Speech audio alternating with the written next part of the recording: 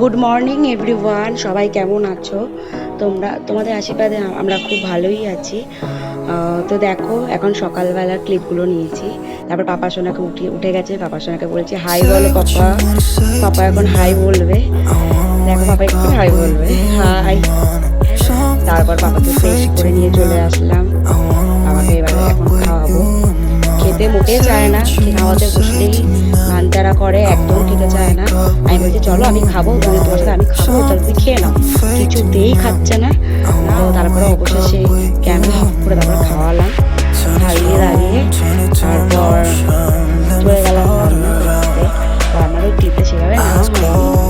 তারপরে পাপাকে বললাম পাপা এবার টাটা করে দাও। পাপা আবার টাটা করে দিল। কিছুতেই খেতে চায় না, খাওয়া নিয়ে প্রচণ্ড দুশ্চিন্তায় রয়েছে। কিছুতেই খেতে চায় না। তারপরে অবশেষে তো খাওয়ালাম। এরপর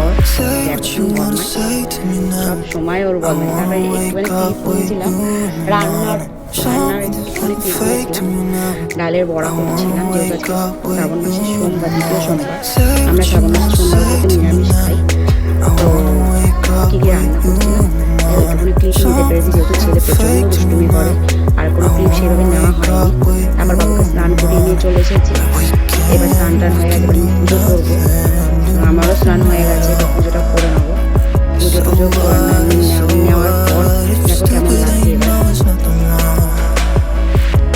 এদিকে বাবাকে মালাটা লাগিয়ে পুজো দিয়েছি।